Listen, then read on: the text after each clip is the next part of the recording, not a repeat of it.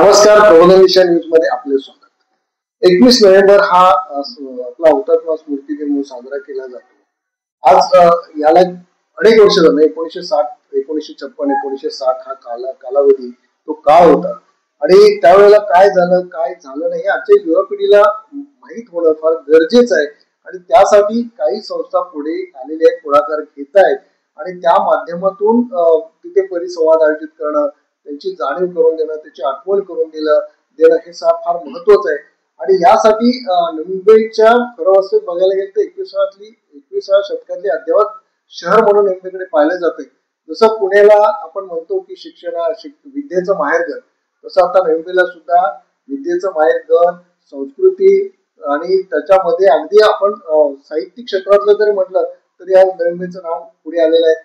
स्वच्छ मुंबई असंही म्हटलं जात आहे. आज प्रत्येक स्पर्धेमध्ये मुंबईचा 1 नंबर आहे. याच माध्यमातून आज शिव तुतारी प्रतिष्ठानचे अध्यक्ष, आता नावच तुम्ही बघितलं असेल की शिव तुतारी म्हणजे छत्रपती शिवाजी महाराजांच्या बद्दल जर आपण अगदी छत्रपती शिवाजी महाराजांचं नाव घेतलं तर प्रत्येकाला स्फुरण चढतं आणि अशा माध्यमातून आज या ठिकाणी एक हुतात्मा स्मृती दिनाच्या निमित्ताने परिसंवाद आयोजित केला. तो मराठी साहित्य संस्कृती व कला मंडळ आणि शिव तुतारी प्रतिष्ठानच्या वतीने 20 तारखेला तिथे म्हणजे परिसंवाद आयोजित केलेला आणि याचं संपूर्ण इत्थंभूत सविस्तर माहिती देण्यासाठी आणि आजच्या युवा पिढीला ते कळण्यासाठी माझ्यासमोर बसले ते शिव तुतारीचे प्रतिष्ठानचे अध्यक्ष सन्माननीय रवींद्र पाटील साहेब. आपलं प्रबोधन दिशामध्ये हार्दिक स्वागत.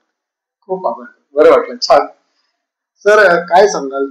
आज आपण मुंबई म्हटलं की एक महाराष्ट्राची राजधानी म्हटलं जातं, संयुक्त महाराष्ट्र. आपण अगदी म्हणजे आता जरी आपण पाहिलं तरी गाणं जरी आपण लावलं, जसं राष्ट्रगीतानंतर एक मराठी गाणं सुद्धा आपण लावतो की आज शाळेत सुद्धा ते सादर केलं जातं की ते सुरू केलं की आपल्याला कुठेतरी प्रत्येकाला एक जाणीव होते की नाही, महाराष्ट्र माझा आहे, महाराष्ट्र माझा आहे, महाराष्ट्र माझा असं म्हणून केलं जातं. आज आपण शिव तुतारीच्या माध्यमातून छत्रपती शिवाजी महाराजांच्या बाबतीत आपण अनेक व्याख्यानं केलेली सुद्धा आहे. परंतु आजच्या युवा पिढीला म्हणजे मुंबईला गेलं की हुतात्मा चौकात गेल्याशिवाय कुणीही राहत नाही. तिथे स्मरण म्हणजे अगदी तिथे त्या स्मारकाला आपण नतमस्त होतो, वंदन करतो. परंतु इतिहास आजच्या युवा पिढीला तो जास्त माहित होत नाही. तुम्ही तो प्रयत्न केलेला आहे. सर, काय सांगाल? ही संकल्पना तुम्हाला कशी म्हणजे सुचली? खूप आनंद होतोय. प्रबोधन दिशा आणि शिव तुतारी प्रतिष्ठान अनेक दिवसापासून सोबत काम करत आहेत. आपल्या कामाची दिशादर्शक आहे आणि म्हणून प्रबोधन सोबत आज मला हा संवाद करायला मिळतो. मला खूप आनंद होतो, खूप भाग्यवंत समजतोय. खरं तर सांगायचं, आमच्या प्रबोधन दिशाच्या सर्व जे काही आमचे रसिक आहेत किंवा प्रेक्षक आहेत, इतकं तुम्हाला लक्षात ठेवायचंय की एखाद्या राष्ट्रामध्ये एखादं राज्य महाराष्ट्र असतं हे फक्त महाराष्ट्राच्या बाबतीतच घडू शकतंय. त्यातल्या त्यात जर महाराष्ट्राचा इतिहास बघितला किंवा आजही वर्तमानात बघितलं, तुम्ही राज्यगीताचा उल्लेख केला, जरा असं कुठल्याही राज्याचं राज्यगीत तुम्हाला दिसणार नाही. राष्ट्रगीता इतकाच उत्तुंग उंच असा दर्जा आपल्या राज्यगीताला आहे, जे महाराष्ट्र या गीताला आहे. आणि म्हणून हा महाराष्ट्राचा मान आहे, सन्मान आहे, अभिमान आहे, स्वाभिमान आहे.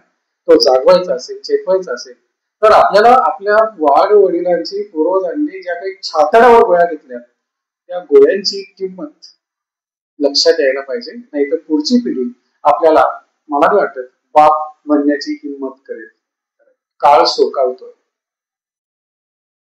काळ सोकावतोय तुम्ही म्हणता, हे बरोबर आहे. पण आज आपण हुतात्मे म्हणजे आपण 21 नोव्हेंबर हा हुतात्मा दिन म्हणून आपण साजरा करतो. काय होतं की तेवढ्या दिवसापुरतं आपण तो करतो, परंतु त्या 107 हुतात्मे एखाद्या त्या कुटुंबावरती सुद्धा मोठा आघात झाला. आज मुंबई हे शहर हे महाराष्ट्राला मिळालंच पाहिजे यासाठी अनेकांचा प्रयत्न होता आणि तो प्रयत्न हाणून पाडण्याचा तत्कालीन मुख्यमंत्र्यांनी तो प्रयत्न केला होता. पण त्याला कुणीही आपल्या जनतेने पुढाकार घेणाऱ्याने तो माघार घेतली नाही. अंगावरती गोळ्या घेतल्या हे तुम्ही आता म्हणाल. परंतु आजच्या युवा पिढीला याची जाणीव होणं, यासाठी तुम्ही काही एक कार्यक्रम आयोजित केलेला आहे, प्रतिष्ठानच्या माध्यमातून परिसंवाद आयोजित केलेला आहे, तो कसा? आता शिव तुतारी प्रतिष्ठानच्या माध्यमातून जे काही मान्यवर वक्ते येत आहेत, यादवराव साहेब आहेत, देशमुखचे आहेत, दीपकराव पवार आहेत, मोठी माणसं आहेत, महाराष्ट्र स्तरावरती काम करणारे मान्यवर आहेत. आता हे तिघे मान्यवर आपला इतिहास जो काही असेल, महाराष्ट्राचा इतिहास, हा महाराष्ट्र कसा संयुक्त झाला वगैरे काय, आता या कार्यक्रमाचं आपण जे काही शीर्षकच ठेवलं आम्ही की संयुक्त महाराष्ट्राची चळवळ, जिंकून देखील हारलेली लढाई. हा जो काही प्रश्न मराठी माणसाच्या मनात येतो ते लक्षात ठेवूनच आपण हा कार्यक्रमाचं नियोजन केलं. आणि तिन्ही जे काही वक्ते आहेत ते तिन्ही वक्ते त्या ठिकाणी तोच विषयाला स्पर्श करणार आहेत की इतिहास थोडासा कमी पण भविष्य जर तुम्हाला घडवायचं असेल, मडवायचं असेल, तर तुम्हाला उद्योजक म्हणून, मराठी माणूस म्हणून काय काय क्षेत्र, कुठली कुठली क्षेत्र काबीज करता येतील, हा एक सुंदर असा आशावाद आहे. खरं सांगायचं तर प्रबोधन देशाच्या माझ्या प्रेक्षकांना की हा महाराष्ट्र फुले शाहू आंबेडकरांचा महाराष्ट्र आहे आणि छत्रपती शिवाजी महाराजांच्या आचार, विचार आणि संस्कारावर चालणारा महाराष्ट्र आहे. महाराजांनी आपल्याला खूप काही शिकवायचं होतं महाराजांना, पण दुर्दैवाने कमी आयुष्य मिळालं. आम्ही या ठिकाणी असंच एक इतिहासाचा अभ्यासक म्हणून माझं मन मला सांगतंय की महाराजांनी आपल्या अंगामध्ये, तुमच्या आणि माझ्या रक्तामध्ये, डीएनए मध्ये सैनिक जो मराठी माणसाच्या मनामध्ये आहे ना, तो महाराजांच्या काळापासून तो मराठी माणूस पेटला तर विजत नाही. मग तो घरात, दारात, संसारात किंवा जगात कुठे का असे ना, जो महाराजांनी जो काही विस्तव अंगार फुलवलाय, महाराजांचं हरर महादेव म्हटलं की जा लढा, मग त्याला मुंडकं तुटतं का तोफेचा गळ अंगावर येतोय त्याचा विचार नव्हता. तो सैनिक आजही प्रत्येक मराठी माणसामध्ये आहे. मात्र महाराजांना राज्याभिषेकानंतर अजून आयुष्य राहिलं असतं तर महाराजांनी कदाचित ह्या सैनिकांना आपण राजा कसं व्हावं, सेनापती कसं व्हावं हे सांगायचं त्यांचं स्वप्न राहून गेलं. आणि ते डीएनए आज माझ्या किंवा आपल्या मराठी बांधवांच्या रक्तामध्ये राजा बनण्याचं, सेनापती बनण्याचं स्वप्न राहिलेलं नाही. आज विविध असे सेनापती आहेत, ते आदेश देत आहेत मराठी रक्ताला, आणि मग आपण बघत नाही. मराठी माणूस देखील आम्हाला आमदार चालतो, खासदार चालतो. कदाचित भविष्यामध्ये काय आपल्या संचित असेल मला सांगता येत नाही, पण भीती वाटते.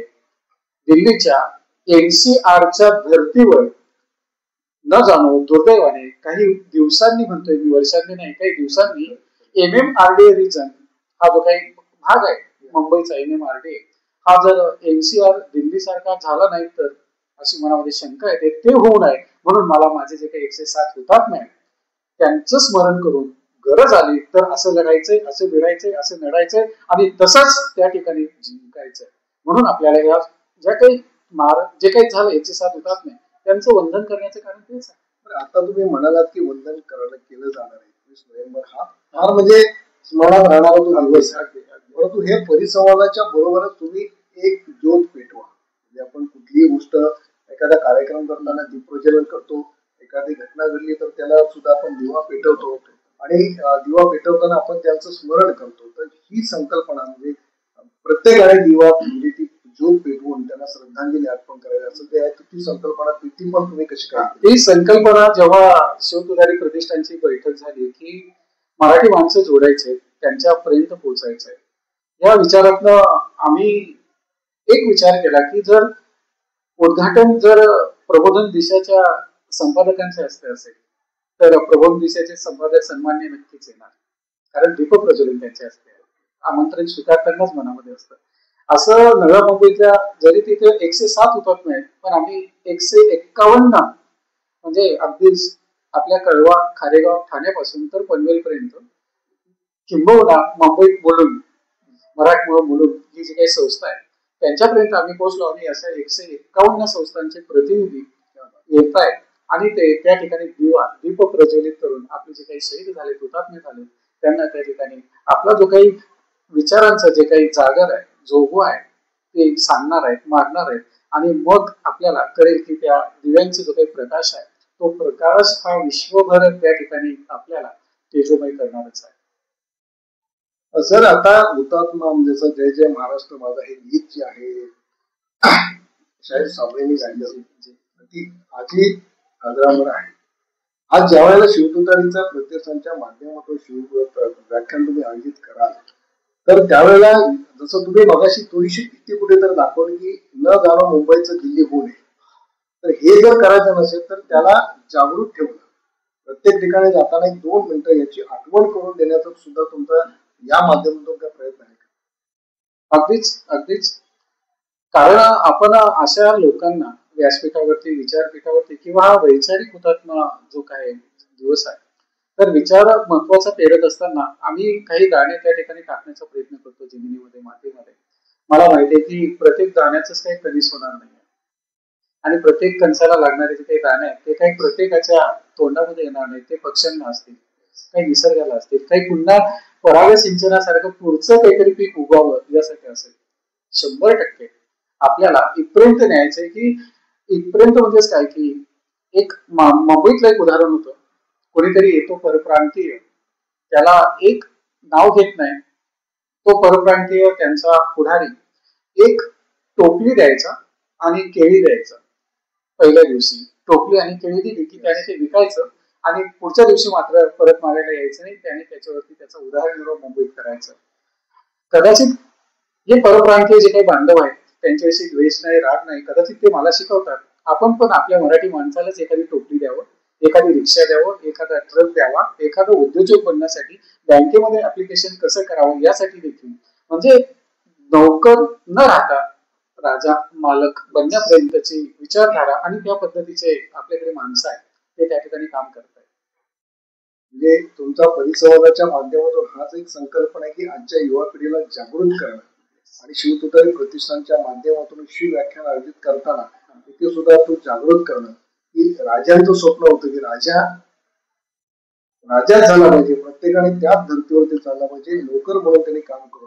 हे स्वप्न जे त्यांचं होतं ते तुम्ही या माध्यमातून तुम्ही करणार आहात या ठिकाणी दिसून येत. आणि शिवप्रतिष्ठान असेल, त्याच्यानंतर मराठी साहित्य संस्कृती आणि कला मंडळाच्या माध्यमातून सुद्धा तो एक प्रयत्न आहे, ही सुरुवात आहे की हळूहळू ती वाढत गेली पाहिजे.